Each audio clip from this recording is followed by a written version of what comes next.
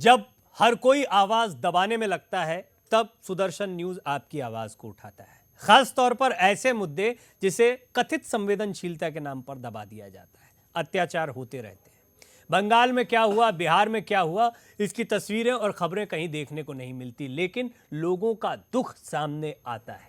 यह दुख सामने आ रहा है फोन कॉल्स के जरिए। सुदर्शन न्यूज को भी इस तरह के कॉल्स आए और लोगों ने बताया, जानकारियां दी कि किस तरह बिहार के कई इलाकों में भी ठीक वैसा ही माहौल बना हुआ है जैसा बंगाल के कई इलाकों में बना हुआ था। यानी दुर्गा पूजा या दुर्गा महोत्सव के दौरान हिंदुओं पर हमला किया जाना या अत्याचार होना। इस बीच एक और खबर आई कल। बेंगलुरु में एक संघ कार्यकर्ता की निर्मम हत्या कर दी गई। वो गणवेश में जा रहा था। इसके बाद सवाल ये गहराने लगा है। विश्व हिंदू परिषद का ये भी आरोप है कि सोचे समझे तरीके से इस तरह की घटनाएं हो रही हैं और इसमें पूरी तरह से राजनीतिक षड्यंत्र, राजनीतिक प्रश्रय दिखाई पड़ता है। खास तौर पर बंगाल और बिहार को लेकर कई गंभीर आरोप लगाए गए हैं। साथ ही साथ बेंगलुरु की घटना के बाद भी ये सवाल उठता है कि क्या ये सारी घटनाएं वाकई राजनीतिक सियासी साजिशों का हिस्सा है। ये एक बड़ा गंभीर सवाल है और इसी मुद्दे पर आज हम बात करेंगे। लेकिन सबसे पहले देखते हैं ये खास रिपोर्ट।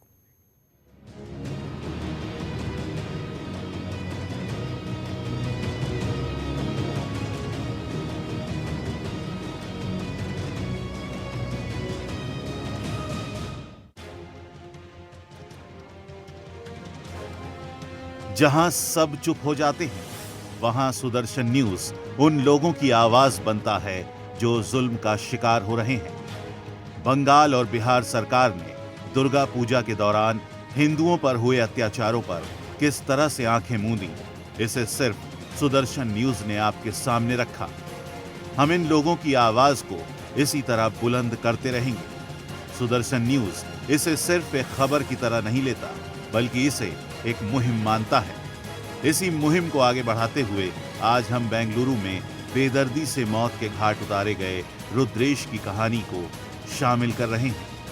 कर्नाटक की राजधानी बेंगलुरु में दिन दहाड़े आरएसएस कार्यकर्ता की हत्या कर दी गई। लेकिन प्रशासन की मजबूरी देखिए, ना तो एफआईआर में आरोपियों का नाम है और ना ही आरोपियों की कोई पहचान पुलिस के पास है। रविवार को हुई हत्या का सरकारी चिट्ठा भी पुलिस ने अज्ञात लोगों के लिए तैयार किया है। सर्जिकल स्ट्राइक में आरएसएस कार्यकर्ताओं की अहम भूमिका का जिक्र रक्षा मंत्री मनोहर पर्रिकर ने भी किया। देश में पल रहे सांप उन्हीं कार्यकर्ताओं को अपना दुश्मन समझ रहे हैं। आरएसएस की अगर कोई पहचान है तो वो देश के लिए जीना और जरूरत पड़ने पर देश के लिए मरना ही है।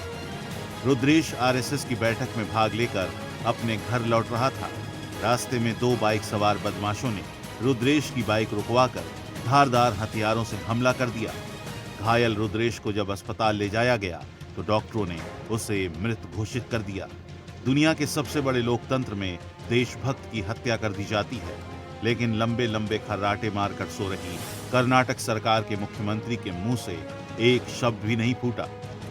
आरएसएस के कार्यकर्ता की मौत सिद्धारमैया के लिए कोई मायने नहीं रखती, क्योंकि कांग्रेस के लिए राजनीति से बढ़कर कुछ नहीं है और आरएसएस के कार्यकर्ता की हत्या में कांग्रेस को कोई राजनीति नहीं दिख रही है।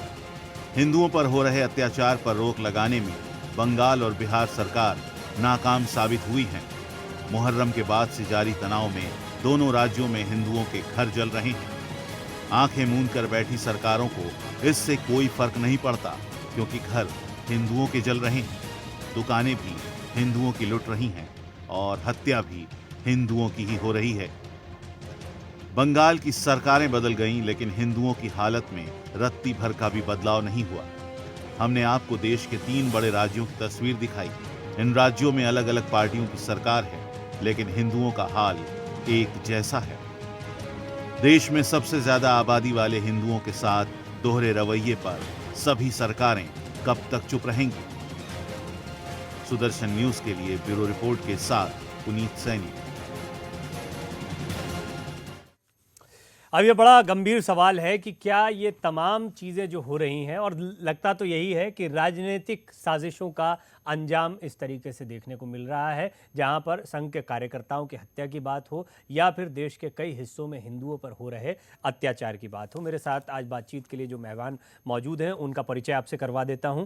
विजय शंकर तिवारी जी, विश्व हिंदू परिषद के राष्ट्रीय प्रवक्ता, इस वक्त स्टूडियो में मेरे साथ मौजूद हैं। मेरे साथ मौजूद हैं फैज़ खान साहब, जो मुस्लिम राष्ट्रीय मंच से जुड़े हुए हैं, और मेरे साथ वरिष्ठ पत्रकार परवेज़ इकबाल भी इस मुद्दे पर बातचीत के लिए जुड़ेंगे, उनसे भी हम बात करेंगे। लेकिन विजय जी, सबसे पहले विश्व हिंदू परिषद का ऑफिशियल टेक क्या है इन सभी घटनाओं पर, चाहे वो जो बंगाल में हो रही हो, बिहार में हो रही हो या कर्नाटक की बेंगलुरु की घटना?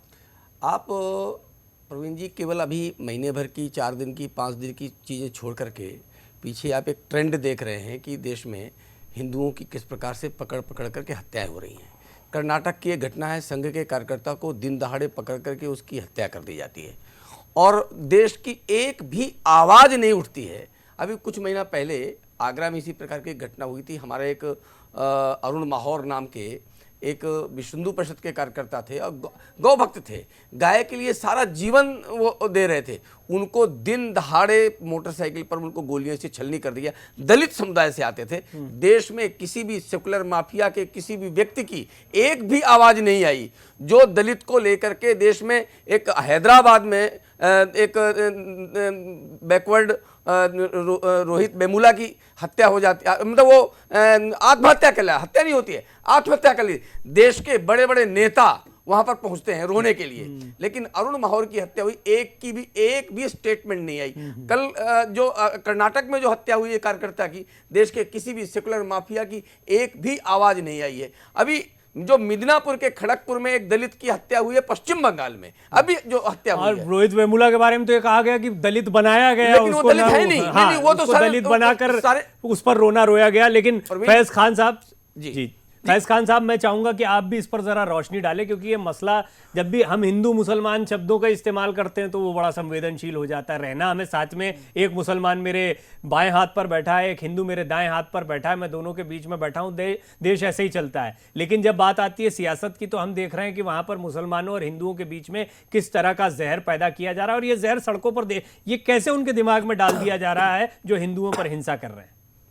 देखिए, सबसे दुखद पहलू मुझे ये लग रहा है कि बंगाल में, बिहार में या कर्नाटक में इस तरह की हिंसा मुहर्रम के बाद हो रही है, क्योंकि मुहर्रम इस्लामी परंपरा का एक बहुत पवित्र त्यौहार है और गम का त्यौहार है।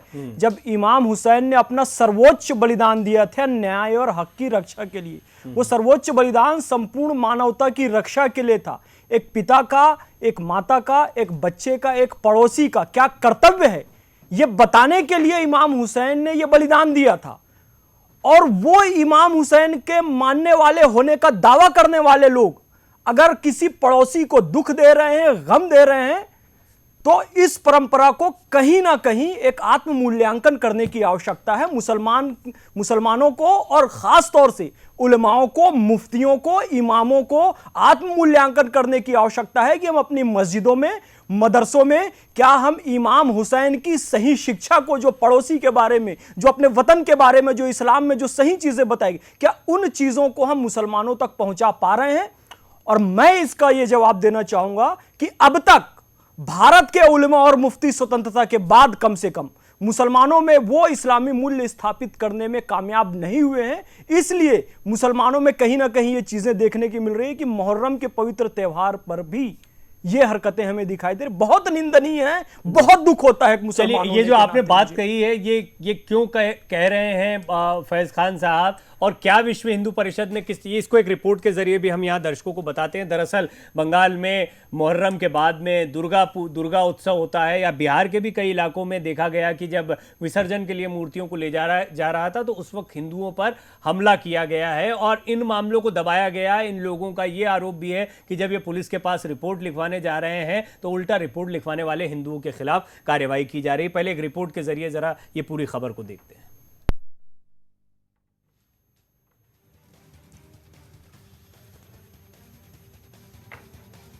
बंगाल और बिहार में इस तरह की हिंसाएं अब आम हो गई हैं। पहले भी, इससे पहले भी ममता बनर्जी की सरकार, और ममता बनर्जी से पहले वामपंथियों की सरकार भी जब रही तो बंगाल में ये एक बड़ी चुनौती, बड़ी परेशानी के तौर पर देखा गया था। बांग्लादेश में हिंदुओं का नरसंहार किया गया और ये खबरें आती गईं। बांग्लादेश की सरकार ने दावा कर दिया कि हम हिंदुओं की रक्षा करने की कोशिश करेंगे। वो हालांकि दिखावा कर रहे हैं, लेकिन पश्चिम बंगाल में क्या हालत हो रही है, जरा वो देखिए।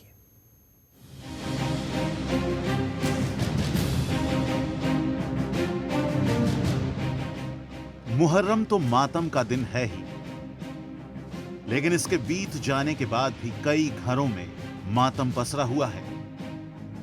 ये घर उन परिवारों के हैं जिनके अपनों को दुर्गा विसर्जन के दौरान बेरहमी से मौत के घाट उतार दिया गया।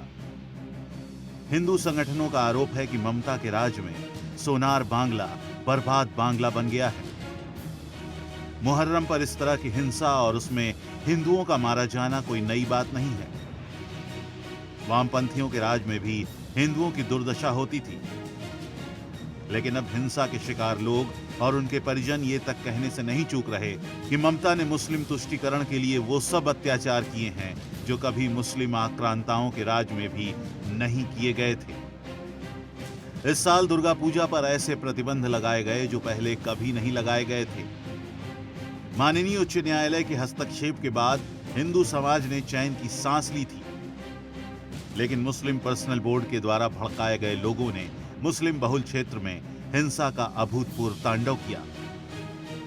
विश्व हिंदू परिषद ने तो यहां तक दावा किया कि कई जगहों पर मां दुर्गा के पूजा पंडालों में गौमांस फेंका गया और प्रतिमाओं को खंडित किया गया।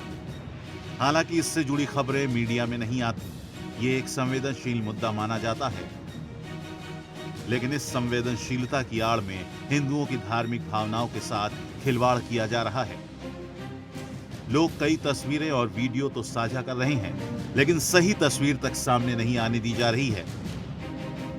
अगर सचमुच यही स्थिति बनी हुई है तो यह भी तय है कि कोर्ट की फटकार सुनने वाली सरकार और उसका प्रशासन ऐसी खबरों को बाहर आने ही नहीं दे रहा होगा।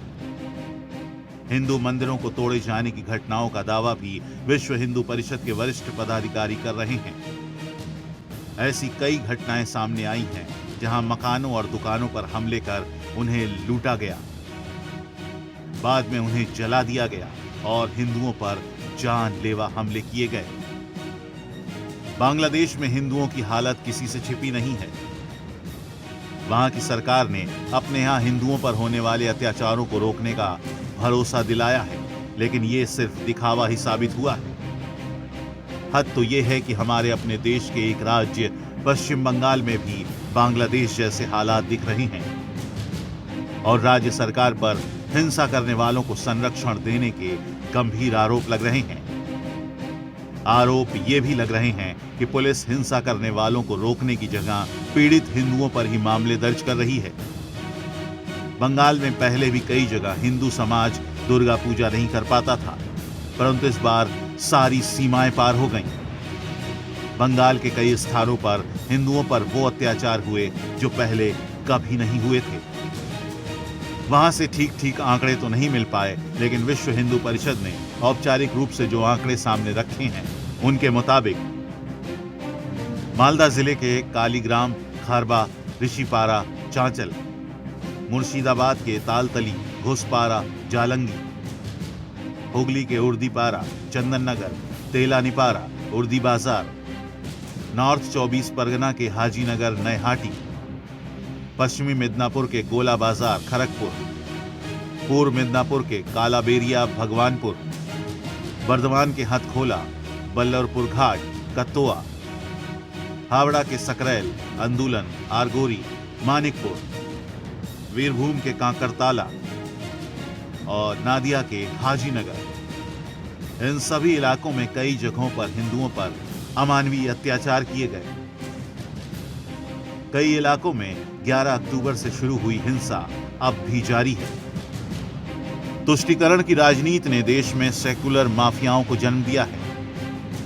ममता बनर्जी ने जिस तरह का बर्ताव दुर्गा पूजा के दौरान किया, उससे साफ है कि वो मुस्लिम मतदाताओं की भगवान बनने के लिए हिंदुओं पर होने वाली हिंसा को नजरअंदाज करने से भी गुरेज नहीं कर रही। Bureau report, Sudarshan news.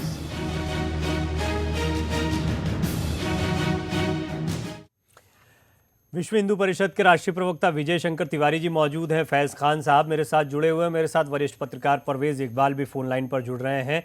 Parvez Iqbal साहब, हिंदुओं पर कई जगहों पर हमले हो रहे हैं और पश्चिम बंगाल से और बिहार से तो कई जगह से हमारे पास कॉल आ रहे हैं, सुदर्शन न्यूज़ के पास लोग बता रहे हैं कि किस तरह से उनके साथ ज्यादतियां हो रही हैं। इन लोगों को भड़काने का जिम्मेदार कौन? पहली बात तो मैं ये कहना चाहूंगा, जो भी कुछ ये हो रहा है वो निंदनीय है। अब इसके पीछे कौन लोग जिम्मेदार हैं, ये जांच का विषय हो सकता है। ये कैसे कहा जा सकता है कि हिंदुओं पे जो हमले हो रहे हैं वो मुस्लिम समाज या मुस्लिम लोगों द्वारा ही किया जा रहा है। इस देश में दंगों के पीछे सियासी साजिश बरसों बरस का हिस्सा रही है। 50 साल की आजादी के बाद से लेकर अभी तक जितने दंगे हुए हैं उसके पीछे कहीं ना कहीं राजनीतिक कारण जिम्मेदार रहे हैं, धार्मिक कारण तो बहुत कम होते हैं। नहीं, ये मुस्लिम कर रहे हैं हिंसा, ये आरोप तो वहां के वो पीड़ित हिंदू लगा रहे हैं जो रिपोर्ट लिखवाने के लिए जा रहे हैं। और मेरे साथ विश्व हिंदू परिषद के प्रवक्ता विजय जी मौजूद हैं, फैज खान मौजूद हैं, मुस्लिम राष्ट्रीय मंच के दोनों का कहना है, बल्कि ऑफिशियली विश्व हिंदू परिषद ने आंकड़े रखे कि कहां कहां पर किस तरह की हिंसा हो रही है। ये आंकड़े जो जुटाए गए हैं, क्या जरूरी है कि सब तरफ के आंकड़े जुटाए गए हैं? हो सकता है विश्व हिंदू परिषद ने जो आंकड़े जुटाए हैं वो एक तरफा आंकड़े हो।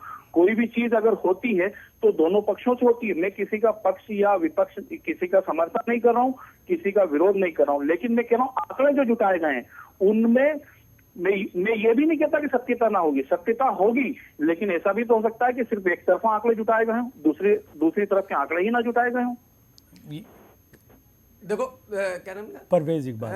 परवेज साहब, एक बात बताइए मुझे, ये जैसे बिहार में बहुत सारे स्थान, ये वही स्थान है जब कमलेश तिवारी ने एक बयान दिया था और मालदा जैसी जगहों पर 2.5 लाख जो लोग इकट्ठा हो गए थे, जो मुसलमान इकट्ठा हो गए थे, वहाँ भी क्या आंकड़ों की दिक्कत थी क्या? सबसे पहली बात एक ये है कि पहले तो ममता सरकार ने, पश्चिम बंगाल की सरकार ने, ये कोई घटना हुई नहीं है, ये उन्होंने कहा कि कोई घटना ही नहीं हुई है।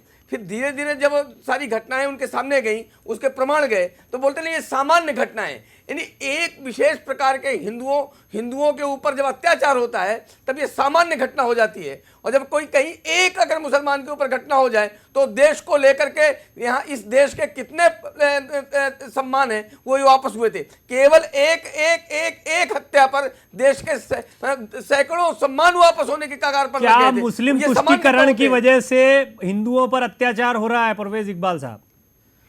मैं मानता हूं इस देश में तुष्टीकरण की सियासत रही है और जिन लोगों ने मुस्लिम तुष्टीकरण किया है वो लोग आज सियासी स्थान पे कहां हाशिए पे पड़े हैं ये भी मालूम है। लेकिन मुस्लिम तुष्टीकरण कहकर हिंदू तुष्टीकरण का जो नया दौर चल रहा है ये भी देश के लिए घातक है। परवेज साहब, वो लोग कहां हैं जो सम्मान वापस कर रहे थे? वो लोग कहां हैं? परवेज साहब, जरा उनको भी तो बुलाइए जो सम्मान वापस कर रहे थे। दादरी की घटना के बाद ऐसा आया जैसे सारा देश में तूफान आ गया है और अंतरराष्ट्रीय स्तर पर भारत को बदनाम करने के लिए अपने सम्मान वापस करने वाले जो लाइन लगाकर खड़े थे, आज वो कहां है पश्चिम बंगाल और बिहार की घटना के बाद? परवेज साहब, एक बार जरूर उनको बुलाइए। तो आप ये कह रहे हैं कि हम किसी का पक्ष नहीं ले रहे। मैं उन्हें क्यों बुलाऊं? ना मेरे कहने से उन्होंने कोई सम्मान वापस किया था, ना मेरे कहने से सम्मान लिया था। बात जो आप उनको धत्तेकर्म तो बताइए कि आज उनके सम्मान कहाँ हैं? आज और सम्मान अभी हमारे पास में परवेज इकबाल साहब जैसे लोगों का भी नजरिया आता है जो कहते हैं कि हिंसा बराबर से, अब हिंसा तो हो रही है, हिंसा भड़काने के लिए भी वो कह रहे हैं कि चलिए सियासत जिम्मेदार है, लेकिन हिंसा बराबर से हो रही है। मैं यही बात कहना चाहूंगा, जिन पार्टियों ने मुस्लिम तुष्टीकरण को किया, क्या मुस्लिम उलेमा मुफ्ती, मैंने कल ये मौलाना शोएब कासमी से भी पूछा था और आपसे भी पूछता हूं, क्या मुस्लिम उलेमा मुफ्ती इमाम ये सारे जो मुसलमानों के कर्णधार बनते हैं ये इतने कमजोर हैं कि वो सही शिक्षा मुसलमानों को देने में अक्षम रहे, उनकी तुष्टीकरण की राजनीति में आ गए? अब आप कह रहे हैं दोनों पक्ष को, एक मिनट इकबाल साहब, लेट मी कंप्लीट, आप थोड़ा सा लेट मी कंप्लीट, मुझे पूरा बोल लेने दीजिए इकबाल साहब। कश्मीर में जो कुछ भी हुआ वहां तो एक तरफा चीज थी, यानी कि हमारे जो हेड्स हैं इस्लाम के, वो लोग कश्मीर में सही शिक्षा देने में अक्षम रहे, तभी तो वहां पर एक तरफा कार्रवाई और पंडितों से पूरा खाली हो गया कश्मीर। सारे मुद्दों को मत जोड़िए। कश्मीर के मुद्दे का इस्लामियत से कोई लेना देना नहीं है। बंगाल के वहाँ मुद्दे का भी उनको- इस्लामियत से नहीं, कोई बिल्कुल लेना देना नहीं है। बिल्कुल नहीं। कश्मीर की लड़ाई का इस्लाम से कोई लेना देना नहीं है। वो इलाकाई लड़ाई है, क्षेत्रीय लड़ाई है, उसका हिंदू मुस्लिम को उससे मत जोड़िए। दूसरी बात, आप शिक्षा की बात कर रहे हैं, ये आप कैसे तय कर सकते हैं? आप किसी मदरसे में गए हैं? आपने किसी मदरसे के मौलवी से बात करी है? आपने किसी मदरसे में शैक्षणिक स्तर का तरीका आपने देखा है, किस तरह से पढ़ाया जा रहा है और क्या पढ़ाया जा रहा है? नहीं तो ये कहां से कल ये ही साहब, अभी कल ही मैंने एक न्यूज देखी थी कि एक फतवा मांगा गया कि एयरफोर्स में मुझे दाढ़ी नहीं रखने दी जा रही है तो मैं क्या करूं, तो कहते हैं एयरफोर्स की नौकरी छोड़ दो, पहले मजहब को देखो, मुल्क को बाद में देखो, ये शिक्षा दी जा रही है। आप वतन परस्ती और देशभक्ति की शिक्षा क्यों नहीं देते हैं मदरसों में? किसी धर्म के संस्कार को निभाने में अगर वो उनका जाति मामला धर्म था। भगत सिंह ने तो अपनी केश कटा दिए थे साहब, हिंदुओं ने अपने तिलक हटाए हैं, अपनी चोटियां कटवाई हैं इस मुल्क के लिए, अपनी गर्दनें कटवाई हैं। बिना दाढ़ी वाले जिन्ना के पीछे सारे मुसलमान इकट्ठे होकर के भारत और मुसलमानों ने भी कटवाई हैं, लेकिन जिन मुसलमानों ने इस देश के लिए किया है और बलिदान दिया है, उस एपीजे अब्दुल कलाम की प्रतिमा लगाने के लिए मुफ्ती और मुल्ला लोग कहते चलिए, हैं कि प्रतिमा हराम मुझे है ये लगता है इस्लाम कि में। देखिए इसलिए ये एक बहुत अहम मुद्दा है और जैसा मैंने शुरुआत में भी कहा कि सुदर्शन न्यूज इसे सिर्फ एक खबर की तरह नहीं दिखा रहा है, ये हमारे लिए एक मुहिम है। हम ऐसे लोगों की आवाज दबने नहीं देंगे जो निरीह महसूस कर रहे हैं, जो खुद को कमजोर महसूस कर रहे हैं, जिन्हें लग रहा है कि उन पर अत्याचार हो रहे हैं और संवेदनशीलता के नाम पर जिनके मुद्दों को, जिनकी आवाज को दबा दिया जा रहा है, उनकी आवाज को हम उठाते रहेंगे। लेकिन प्रवीण भाई, ये भी चैनल की एक जिम्मेदारी है। अगर आप लोकतंत्र के चौथे स्तंभ की तरह अगर जनता के हितों की रक्षा करने वहां बैठे हैं, तो आपकी निगाह में जनता जनता होना चाहिए, प्रजा होना चाहिए, ना कि उसके अंदर। इसीलिए परवेज इकबाल भी अपनी बात रख रहे हैं, विजय शंकर तिवारी भी अपनी बात रख रहे हैं, फैज खान भी अपनी बात रख रहे हैं, यहाँ प्रवीण तिवारी की कोई बात नहीं है, या चौथे स्तंभ की कोई। मैं परवेज जी एक बात बताता हूँ, हिंदुओं ने चूड़ियां नहीं पहन रखी हैं, हिंदुओं ने चूड़ियां नहीं पहन रखी हैं, सगै साठम समाचारित, उनके साथ उसी प्रकार का व्यवहार करना उनको आता है। लेकिन चूंकि पहले वो किस प्रकार का कोई काम नहीं करते, अब बिहार और पश्चिम बंगाल के हिंदू खड़े होकर के चूड़ियां नहीं पहन रखी, खड़े होकर उनको जवाब देंगे और अब दिखाई पड़ेगा कि वो जो सम्मान वापस करने वाले हैं, अपने बिल से निकल करके सम्मान वापस करना शुरू करेंगे। ये चलिए, मजबूर कर देंगे। मैंने कल भी कहा था, हमारा मकसद है न्याय उन लोगों को मिले जो अन्याय का शिकार हो रहे हैं। हम चाहते हैं सौहार्द बना रहे, हम चाहते हैं कि जैसे हम यहाँ पर बातचीत कर रहे हैं, हिंदू मुसलमान मुद्दों पर बातचीत करते हैं, लेकिन जो हिंसा कर रहे हैं, जो दुर्गा उत्सव के दौरान हिंदुओं पर हमले कर रहे हैं या किसी भी तरह की हिंसा कर रहे हैं, उन लोगों के खिलाफ कार्रवाई जरूरी है, उन्हें भड़काने वाले लोगों को बेनकाब करना जरूरी है, और जरूरी है जिन पर अन्याय हो रहा है उन्हें सुरक्षा देना है। इसीलिए सुदर्शन न्यूज इस मुहिम को जारी रखेगा। आप सभी मेहमानों का बहुत बहुत शुक्रिया। देखते रहिए सुदर्शन न्यूज, जहां खबरें जारी हैं इस ब्रेक के बाद भी।